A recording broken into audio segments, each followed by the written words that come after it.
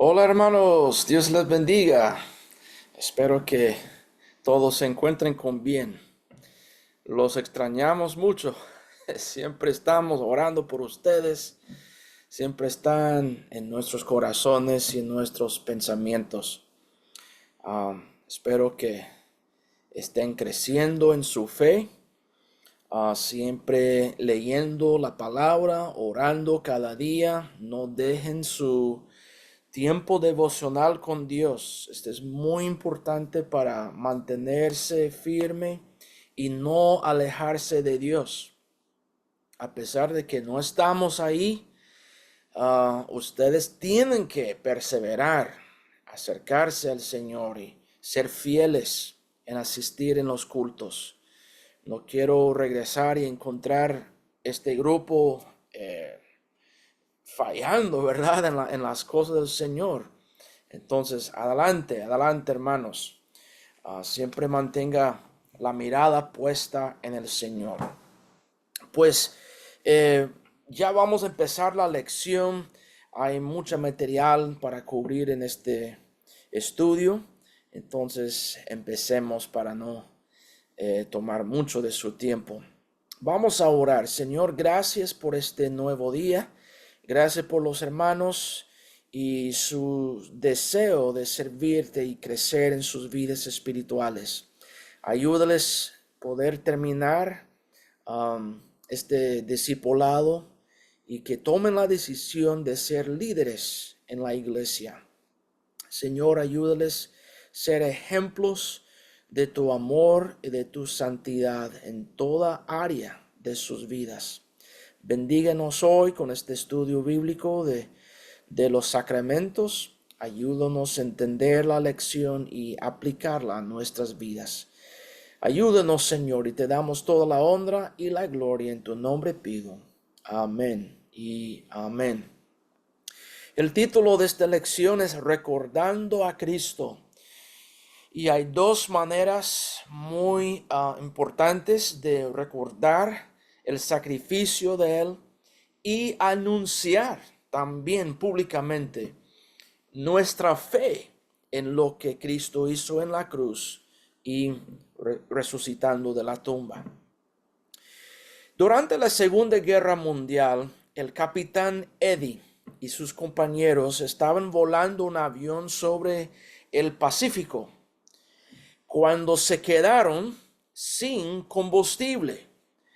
Entonces ellos aterrizaron en el mar. Um, Tenían balsas que sacaron y inflaron ahí para poder sobrevivir en el agua. Y abandonaron el avión. Se hundió el avión en el mar y se quedaron ahí flotando en estas balsas. Casi por un mes, el capitán Eddie y sus compañeros luchaban contra el agua, contra el clima y el sol abrasador. Pasaron muchas noches sin dormir porque los tiburones estaban tocando, ¿verdad? Queriendo quitar a ellos de las balsas ahí en el agua y sentían mucho miedo, no podían dormir. Pero de todos sus enemigos en el mar, el más formidable era el hambre. No tenían nada de comer. Y ya después de varios días ya sentían un hambre tremendo. Eddie, el capitán, contó que él decía, tenía mi sombrero bajado sobre los ojos para protegerme del resplandor del sol. Y me quedé dormido ahí sentado. Y de repente él sintió que algo aterrizó ahí sobre su sombrero, en su cabeza. Él sabía que era una gaviota del mar. Pero él dice que no sé cómo lo sabía, solo lo sabía que este era, ¿verdad? Y todos los demás lo sabían también. Nadie dijo una palabra. Pero mirando por debajo de su sombrero, sin mover mi cabeza, él dice, pude ver la expresión en los rostros de ellos. Estaban mirando esa gaviota allí sobre mi cabeza. La gaviota significaba comida. Si pudiera atraparla. El capitán Eddie logró atrapar la gaviota y entre todos se la comieron. Era comida para ellos. Pero no solamente comida. Sus intestinos fueron utilizados como cebo para atrapar peces. Los sobrevivientes fueron sostenidos y sus esperanzas renovadas porque una gaviota solitaria, que no era normal que estaba tan lejos de la tierra, a cientos de millas de la tierra, se ofreció como sacrificio. Pues Eddie llegó a los Estados Unidos, donde él vivió después de la Segunda Guerra Mundial. Y él nunca se olvidó aquella gaviota.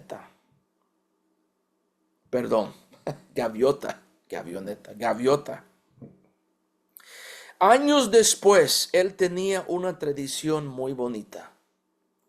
Cada viernes por la noche, en un tramo solitario a lo largo de la costa del estado de Florida, en los estados, hay playa, mucha playa ahí. Se podía ver a un anciano caminando, era él, de pelo blanco, cejas arbustivas, ligeramente doblado. Él andaba un balde lleno de camarones para dar alimento a las gaviotas, para recordar a aquel que en un día pasado se entregó sin lucha como el maná en el desierto. Nunca se olvidó. Es importante recordar, hermanos, y estar agradecidos, así como el capitán Eddie. Los sacramentos son ritos que testifican y nos ayudan a recordar lo que Cristo, no algún ave que fue sacrificado, sino el Cordero que fue sacrificado en la cruz por nuestros pecados. Llegó como agua en medio del desierto, como maná que caía, ¿verdad? Y al practicar los sacramentos, recibimos gracia, recibimos fortaleza y ánimo en nuestro caminar con el Señor. Es bueno recordar y declarar que Cristo ha sido y sigue siendo nuestro sacrificio por nuestros pecados y nos ha rescatado. Él es nuestro Salvador. Entonces, vamos a estudiar un poco el trasfondo de los sacramentos. La palabra sacramento, a veces decimos la palabra ordenanza, ¿verdad? Pero se puede usar la palabra sacramento. Viene de la palabra latín sacramento. Jerónimo, años, siglos y siglos atrás, Jerónimo tenía el trabajo de traducir la Biblia a latín, traducir el griego, traducir, ¿verdad? La Biblia y tener otra traducción en el idioma latín. En su traducción, Jerónimo empezó a usar esa palabra sacramento. Esa traducción se llama la Vulgata. La Vulgata es la traducción de la Biblia al latín. Pues hay algunos versículos en el Nuevo Testamento donde se traducía o decía misterio, ¿verdad? Por ejemplo, en Gálatas 5:32, Pablo está hablando del matrimonio y él dijo, grande es este misterio, ¿verdad? Mas yo digo esto respecto de Cristo y de la iglesia. En este versículo, la palabra misterio, que es lo que dice en griego, pero en el latín, Jerónimo usó la palabra sacramentum por la palabra misterio. Entonces, el sacramento, la palabra sacramento, significa un misterio. Es algo que realmente no entendemos cómo Dios lo utiliza. Es un misterio que cuando tomamos la Santa Cena, misteriosamente, ¿verdad? Um, hay fuerza espiritual, hay gracia que recibimos de Dios a través de ese rito. Entonces significa misterio. Un sacramento es un signo exterior y visible que comunica la gracia divina. Las iglesias evangélicas, este es un punto importante, hermanos. Nosotros somos evangélicos, puede decir que somos protestantes, si quiere decir eso, ¿verdad? Porque venimos de ese linaje, puede decir, teológica.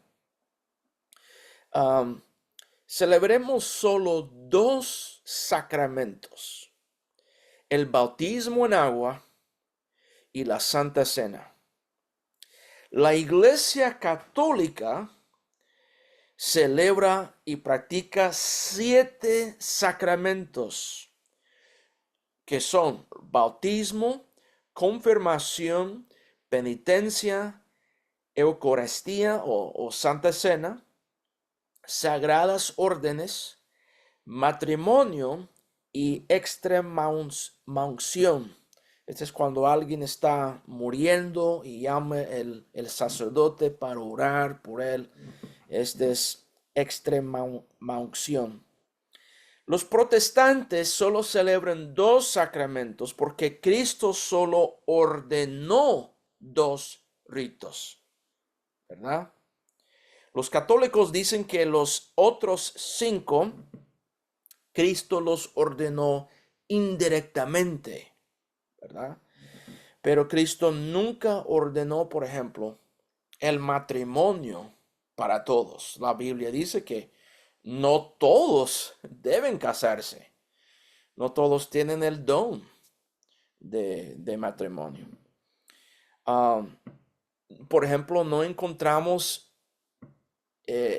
una orden de Dios en decir que tiene que confesar sus pecados a un sacerdote como penitencia, ¿verdad?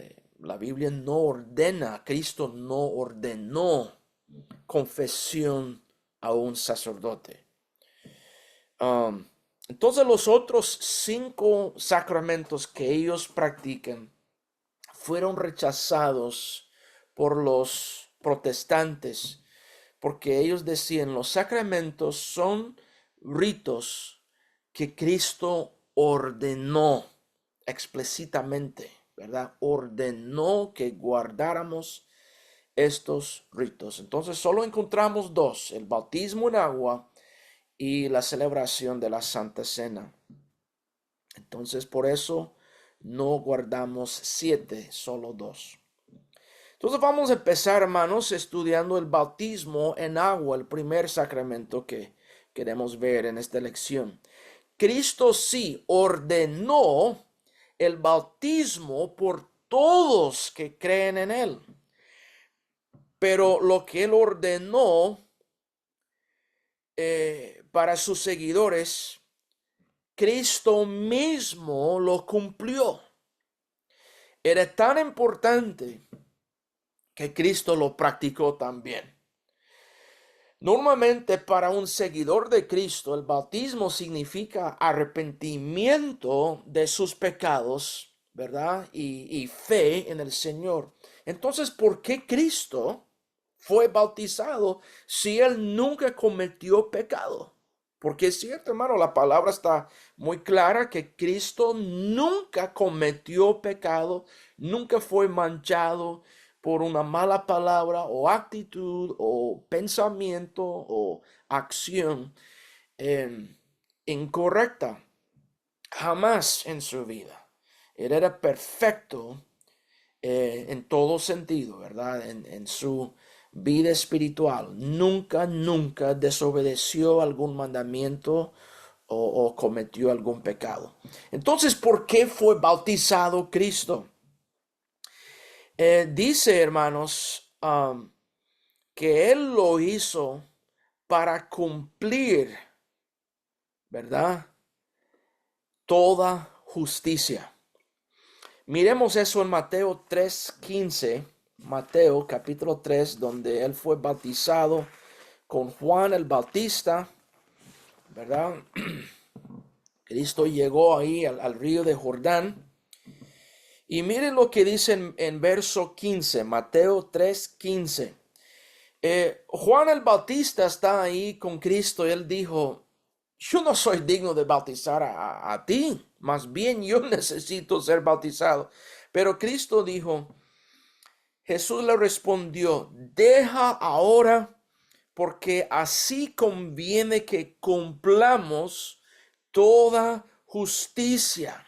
Entonces le dejó. O sea, Cristo estaba diciendo, me es necesario no por arrepentimiento, sino para cumplir todos los órdenes, toda la ley, para que mis seguidores miren mi ejemplo.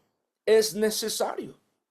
Hermanos, si fue necesario para Cristo, aún sin pecado, ser bautizado, cuánto más sea necesario para nosotros ser bautizados como Él, ¿verdad? El último mandamiento del Señor en la tierra, terminando se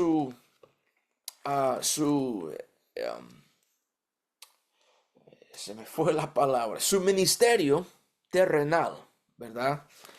En Mateo, vamos a Mateo 28, la gran comisión, Cristo ya está resucitado, ya había pasado 40 días apareciendo a mucha gente y testificando de su resurrección. Pero antes de ascender al cielo y terminar su ministerio terrenal, su último mandamiento, sus últimas palabras. Mire lo que dice aquí en Mateo 28, lo que llamamos la gran comisión.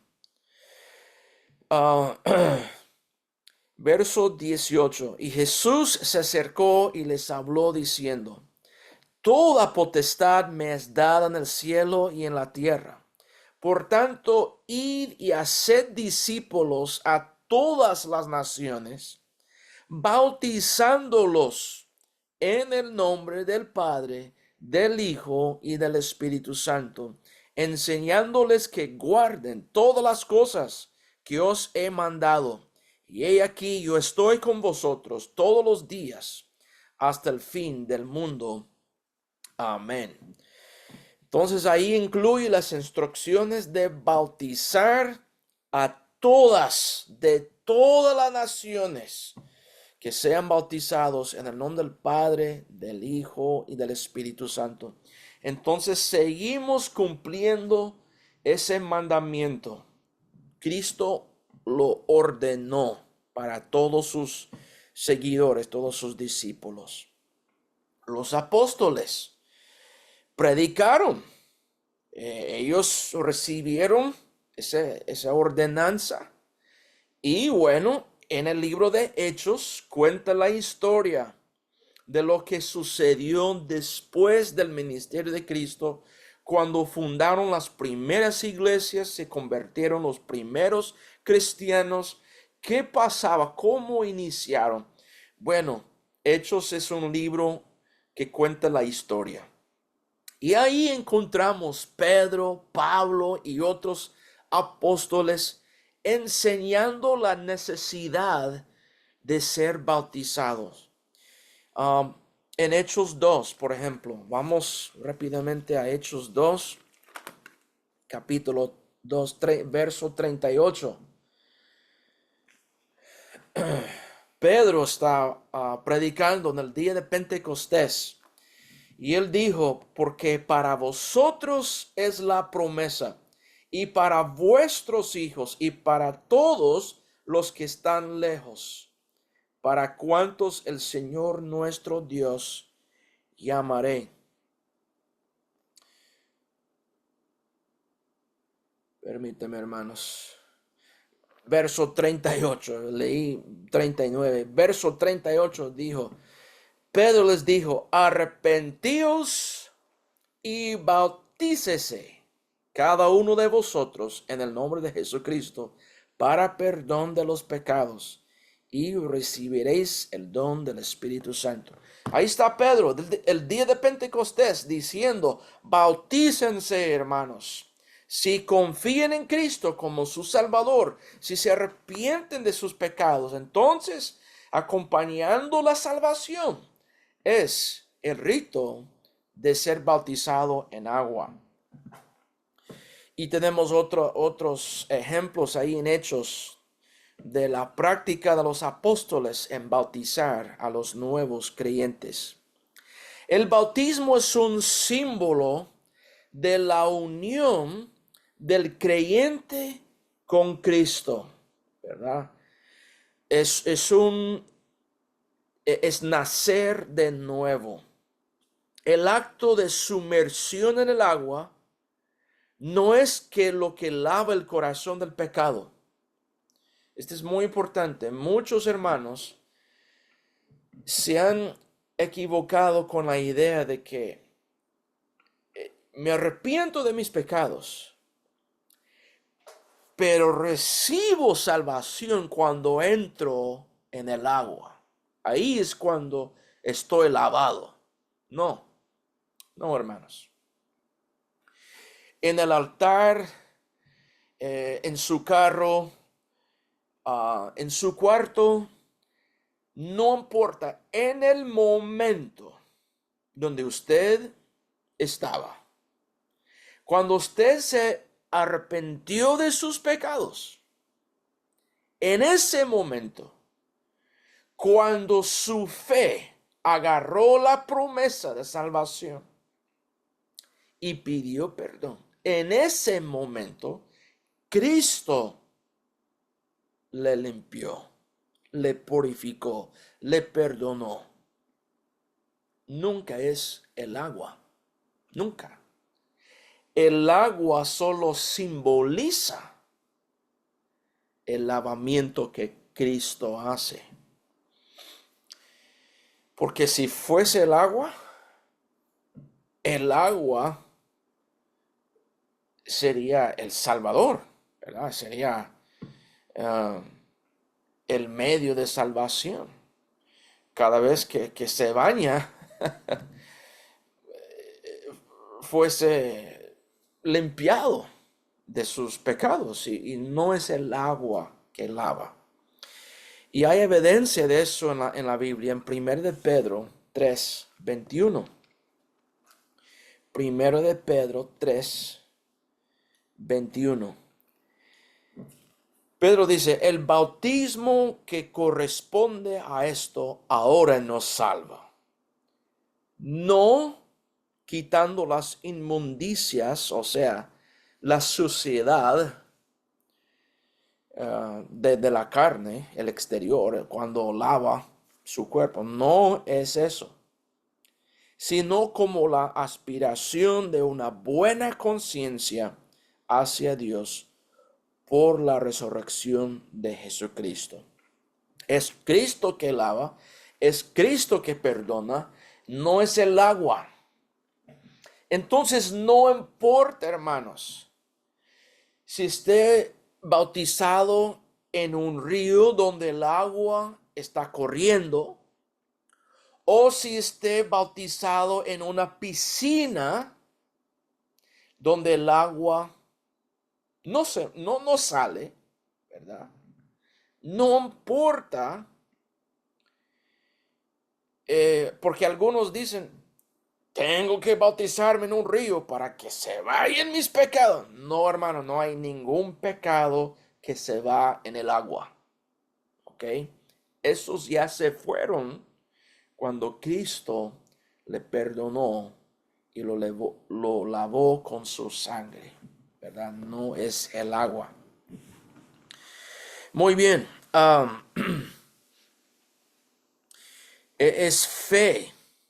Es fe que salva. Fe en Cristo cuando uno se arrepiente de sus pecados. Miremos Romanos 3, 28. Romanos capítulo 3, verso 28. Miren lo que dice aquí, hermanos, acerca de eso. Romanos 3, 28 dice: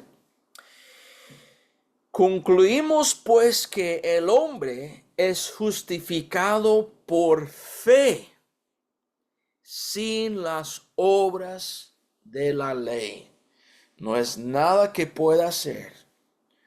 Es simplemente fe en Cristo cuando se arrepiente de sus pecados. Esto es cuando recibe salvación. En Gálatas también dice que por gracia sois salvos, no por obras, para que nadie se jacte. Es por fe. La salvación es en el interior de la persona. Y nadie ve ese gran milagro que Dios hace en nuestro interior, cambiando, limpiando, perdonando nuestros pecados. Por eso es necesario declarar en público y mostrar simbólicamente lo que Dios ha hecho en su corazón. Eso es lo que simboliza el bautismo. La Biblia nos explica, ¿verdad?, lo que simboliza todo ese acto, ese rito. Primero, es costumbre sumergir a la persona en el agua. Hay iglesias que tiren gotas de agua sobre la cabeza y no estoy diciendo que no cuenta o no es válido, pero no es tradición, puede decir, bíblicamente. Es mejor la sumersión cuando sea posible, porque ahí guarda mejor el símbolo. La sumersión significa un ataúd. La persona está así, ¿verdad?, debajo del agua, con los ojos cerrados, sin respirar, como un cadáver en un ataúd, muerto. Por eso me gusta sumergir mejor que tirar gotas. Porque ahí guarda y muestra el significado del bautismo. Es un ataúd muerto, sin respirar, ¿verdad? Vamos a Romanos 6, porque ahí encontramos todo el significado, ¿verdad?, del bautismo en agua. Capítulo 6, verso 3 dice: ¿o no sabéis que todos los que hemos sido bautizados en Cristo Jesús, hemos sido bautizados en su muerte? Porque somos, oiga bien, sepultados en un ataúd juntamente con él para muerte por el bautismo, a fin de que como Cristo resucitó de los muertos por la gloria del Padre, así también nosotros andemos en vida nueva, ¿verdad? Estando en ese ataúd significa muerte al pecado. ya no va a seguir practicando el pecado como hacía antes. Sus costumbres, su vocabulario, su manera de tratar a otros, sus actitudes, sus enfoques, sus planes, muchas cosas, entregados, perdonados, rechazados, ¿verdad? Ya no va a seguir practicando el pecado, ya está muerto al pecado. Todo está hecho nuevo, como dice en 2 Corintios 5:17, somos nuevas criaturas, ¿verdad? La segunda cosa es eso. En la sumersión, primero lo pone en un ataúd de agua, ¿verdad? Y luego hay una resurrección. La persona sale, se levanta en el agua, ¿verdad? Y levantándose del agua simboliza una resurrección, así como Cristo de la tumba. Mire Romanos 6:4, ahí donde dice, como Cristo resucitó de los muertos por la gloria del Padre, así también nosotros andemos en vida nueva, ¿verdad? Muerto al pecado, se levanta, es una resurrección, ¿verdad? La muerte de Cristo es para nosotros. Estamos en su muerte, estamos en su resurrección. Ya vamos a vivir de una manera diferente. Ya vamos a seguir a Él, imitar a Él, guardar sus palabras, amar a Él sobre todas las cosas, ¿verdad? Ahora estamos en vida en el Señor.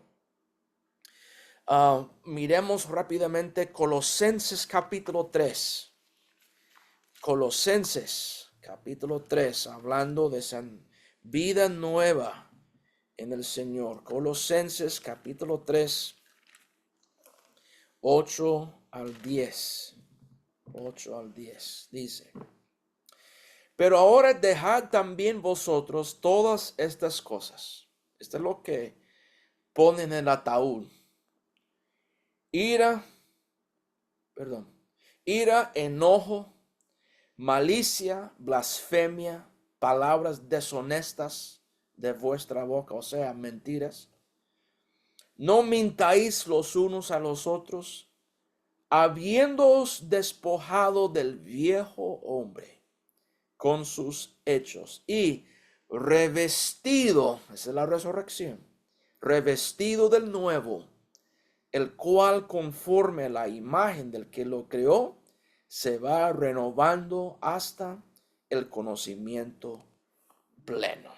Vestidos de la justicia de Cristo y ahora dejando en el ataúd todas las cosas malas, ira, enojo, palabras deshonestas, blasfemias, todas esas cosas, ya no los practicamos. Número 3 es una confesión pública de que el creyente se ha arrepentido de sus pecados y cree que Jesús murió y se resucitó. Y Él es el único Salvador. Miremos Romanos capítulo 10, volviendo a Romanos rápidamente. Romanos 10.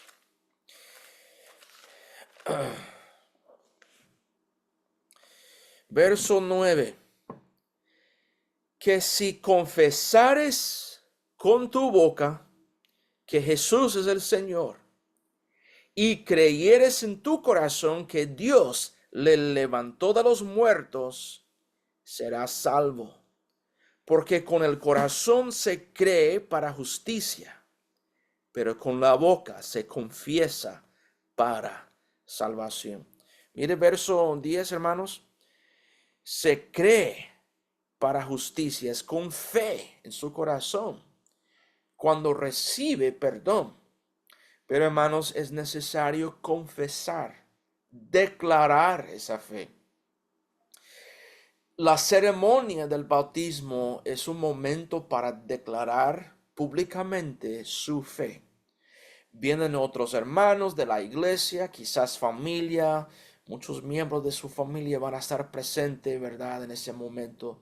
y van a dar oportunidad como un creyente nuevo de declarar: Cristo me perdonó, mi fe está en Él, Él es mi Salvador, yo quiero servir a Él por toda mi vida. Este es bueno, usted recibe fe, va a recibir gracia en ese momento de declarar su fe. Por eso es un misterio, es un sacramento.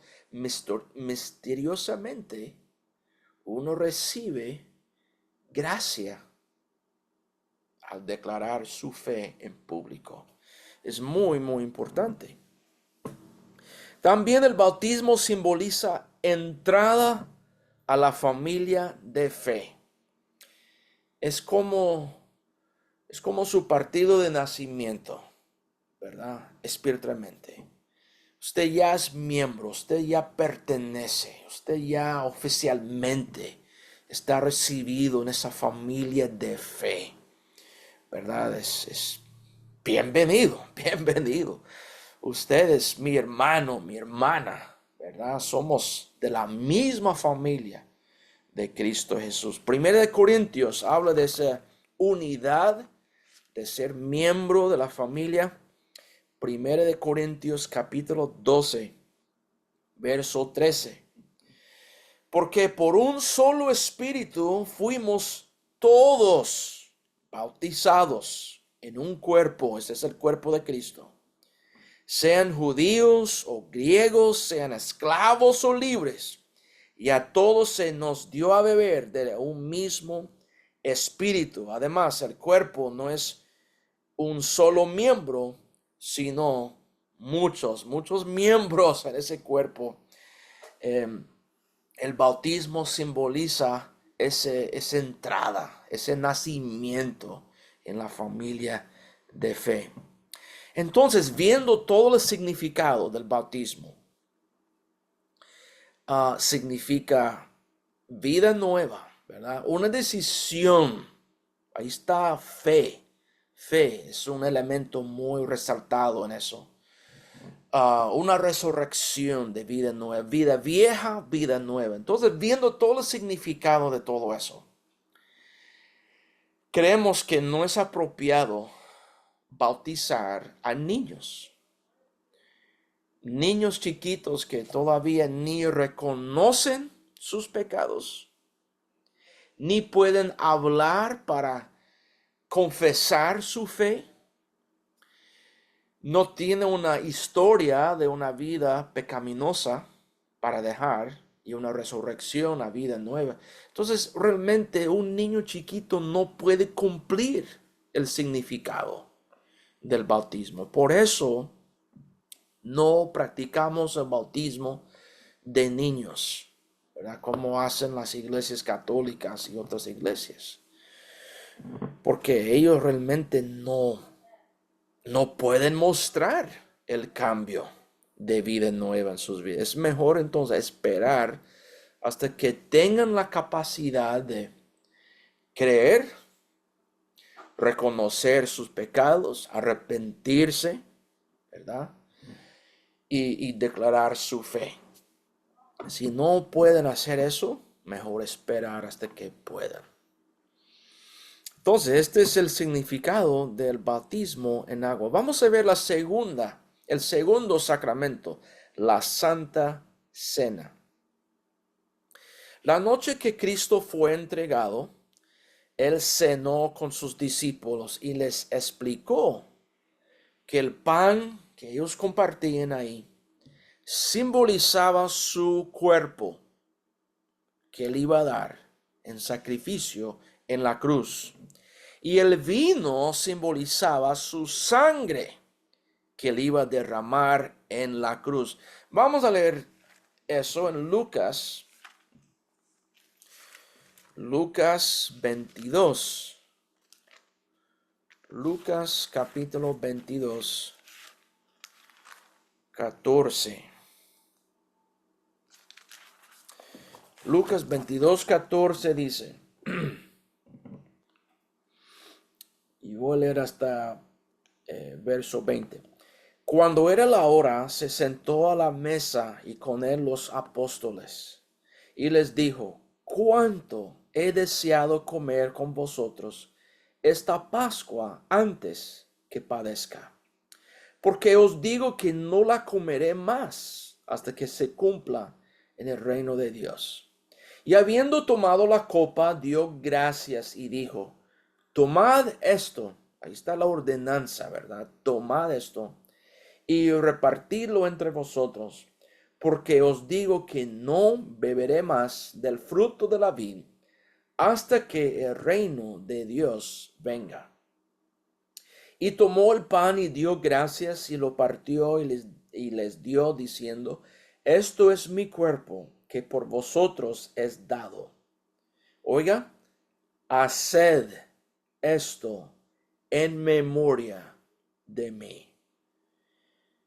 Entonces encontramos aquí una ordenanza, un mandamiento: haced esto en memoria de mí.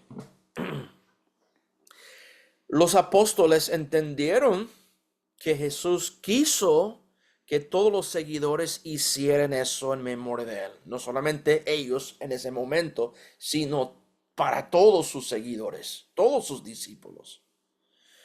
Porque ellos empezaron a practicar eso con los nuevos creyentes.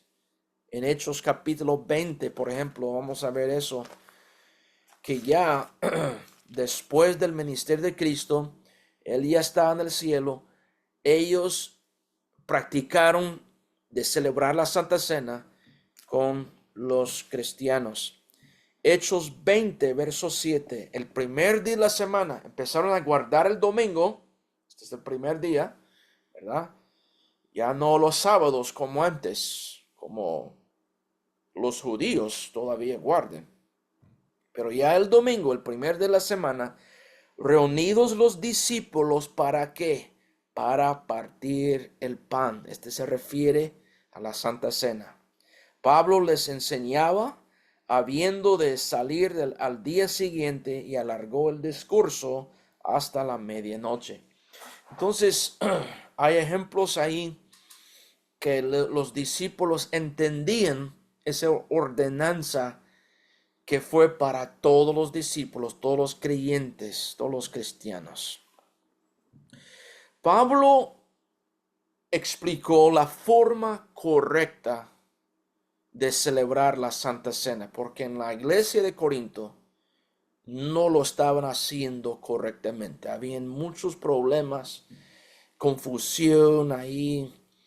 Era más como una fiesta, la gente comiendo, y no estaban guardando reverencia, no entendían lo que simbolizaba el pan y el vino. Entonces, en el libro de Corintios, 1 de Corintios, capítulo 11, Pablo explicó la forma correcta de celebrar la Santa Cena. Número 1, comer la Santa Cena con reverencia y entendimiento de los símbolos, el pan y el vino. En 1 Corintios 11, 27, él dijo: de manera que cualquiera que comiere este pan o bebiere esta copa del Señor indignamente, será culpado del cuerpo y de la sangre del Señor. Ahora vamos a verso 29. Porque el que come y bebe indignamente, sin discernir el cuerpo del Señor, juicio come y bebe para sí. La advertencia de Pablo en verso 27, donde dice, el que bebe y come indignamente será culpado del cuerpo en la sangre del Señor. Esta advertencia ahí ha asustado a mucha gente. Yo no quiero comer juicio. Yo no quiero ser indigno o tomarlo indignamente. Y hermanos, todos nosotros somos indignos de tomar la Santa Cena. Todos, aún siendo cristianos y perdonados nuestros pecados. En este sentido, todos somos indignos de la Santa Cena. Yo no merezco el cuerpo, yo no merezco la sangre de Cristo. Yo soy indigno, un pecador indigno. Entonces Pablo no está hablando de eso, que tiene que alcanzar una perfección, tiene que ser un super cristiano para tomar la Santa Cena. No, este no es el significado de la palabra indignamente. Pero él aclara lo que significa. En verso 29, él dijo, el que come y bebe indignamente. Oiga bien, aquí está lo que significa.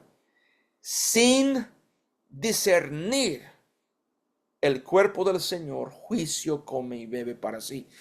Los indignos son aquellos que no tienen reverencia. La Santa Cena para mí es comer y beber y tener una fiesta. Ellos son los indignos. No guarden reverencia. No están reflexionando. No están meditando sobre lo que significa. Falta de reverencia. Y sin discernir, para ellos los elementos, el pan y el vino, no significan nada para ellos. Es otro pan, es otro vino, es normal. No están pensando y no entienden lo que significa. Aquellos son los indignos. Pero hermano, si usted ama al Señor, si usted se arrepintió de sus pecados y tiene reverencia, está agradecido, tome la Santa Cena, hermano. No tenga miedo. Usted no come, no bebe juicio cuando lo hace con reverencia. Ahí está la clave. Reverencia y entendimiento de lo que simboliza. Con eso no debe tener miedo. La Biblia no dice que tiene que ser un miembro activo en la iglesia para tomar la Santa Cena. Si usted no es un miembro todavía, no puede. No, hermano. Si tiene fe en Cristo, usted ya es miembro de la familia de fe. Usted tiene derecho de tomar de la Santa Cena, ¿verdad? Entonces tome eso en mente. No tenga miedo. La advertencia de Pablo es caos, ¿verdad? Hay que evitar confusión, hay que evitar falta de reverencia. Pero eso sí tenemos, ¿verdad? Cuando tomamos la Santa Cena. Número 2, se requiere autoexaminación y reflexión sobre la cruz, el dolor de Cristo, su sacrificio por nosotros. Ahí mismo en 1 Corintios 11, mire verso 28. Por tanto, pruébese cada uno a sí mismo y coma así del pan. Pablo nos da la invitación y beba de la copa, ¿verdad? Mire verso 31. Si pues nos examinásemos a nosotros mismos, no seríamos juzgados. Con esa actitud y examinando reverentemente su corazón delante de Dios y pidiendo perdón si haya fallado en algo, ¿verdad? Con esa actitud no hay miedo de comer indignamente, no hay miedo del juicio de Dios, ¿verdad? Porque se acerca a la mesa correctamente. Este es lo más importante. Se requiere autoexaminación y reflexión. Es tiempo para arreglar cualquier cosa con Dios. Si hay desobediencia, pide perdón en ese momento y déjelo. Asegúrese de que todo está bien entre usted y el Señor. Pruébese, pruébese. Con la actitud de humildad y autoexaminación, no será juzgado. Amén. Gloria a Dios. Qué bonito, ¿verdad? Ese sacramento. Es un privilegio, hermanos. Es un privilegio. Número 3, debe comer la cena juntos y unidos. Se representa una familia, ¿verdad?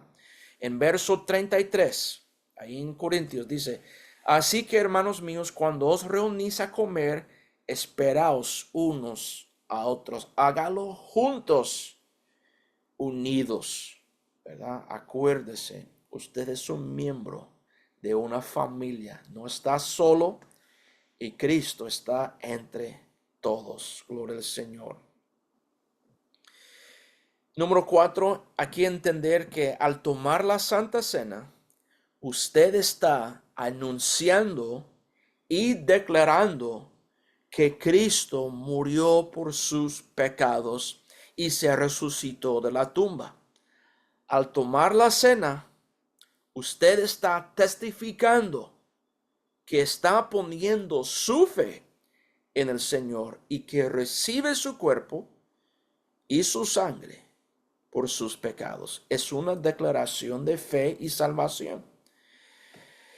En Juan, vamos al Evangelio de Juan, capítulo 6. Juan, capítulo 6, 53. Juan 6, 53 hasta 59. Palabras de Cristo. Él dijo, Jesús les dijo, de cierto os digo, si no coméis la carne del Hijo del Hombre y bebéis su sangre, no tenéis vida en vosotros. El que come mi carne y bebe mi sangre tiene vida eterna, y yo le resucitaré en el día postrero, porque mi carne es verdadera comida y mi sangre es verdadera bebida. El que come mi carne y bebe mi sangre, en mí permanece y yo en él. Como me envió el Padre viviente y yo vivo por el Padre, asimismo el que me come, él también vivirá por mí. Este es el pan que descendió del cielo, no como vuestros padres comieron el maná y murieron. El que come de este pan vivirá eternamente. Estas cosas dijo en la sinagoga, enseñando en Capernaum. Entonces, hermanos, cuando nos arrepentimos y confesamos nuestros pecados y pedimos perdón a Cristo, este es espiritualmente comer de su cuerpo y tomar de su sangre. Pero no se ve eso, como el bautismo, ¿verdad? No se ve ese lavamiento y perdón. Entonces, cada vez que celebramos la Santa Cena, anunciamos, testificamos que ya recibimos perdón, ya hemos tomado ese cuerpo, hemos tomado la sangre también de Cristo que Él derramó en la cruz y nuestra fe está en Él, nuestro único Salvador. Y yo lo anuncio tomando el pan. Miren, hermanos, yo estoy comiendo. Su sacrificio fue para mí, mis pecados. Yo estoy tomando la copa. Miren, hermanos, yo pongo mi fe en Él. Él me lavó, me perdonó con su sangre. Gloria a Dios. La cena es un signo de que usted espiritualmente ha recibido el sacrificio de Cristo por sus pecados. Dos sacramentos, dos ordenanzas muy importantes que debemos practicar como seguidores de Cristo. Bueno, esta es la lección para hoy. Tomen tiempo para revisar las preguntas. Ahí pueden platicar un poco más o hacer comentarios, pero solo quiero decirles que hay tarea otra vez para esta semana. Ojalá que estén leyendo la Biblia diariamente. en esta semana quiero que se enfoquen en los libros de Gálatas y Efesios, ¿verdad?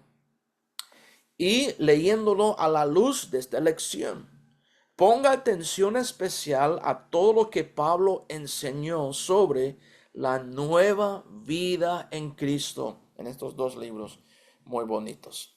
Entonces tengan una buena semana. Los extrañamos mucho. Quiero darles un abrazo a cada uno. Por favor, siguen siendo fieles. Los miércoles, si pueden llegar ahí, hermanos, no dejen de congregarse los miércoles y apoyar hermano Jeremías y otros hermanos que están dando el estudio bíblico. Yo sé que es necesario, ¿verdad? Estar en comunión. Este es el cuerpo de Cristo. No se aleje, no se aleje.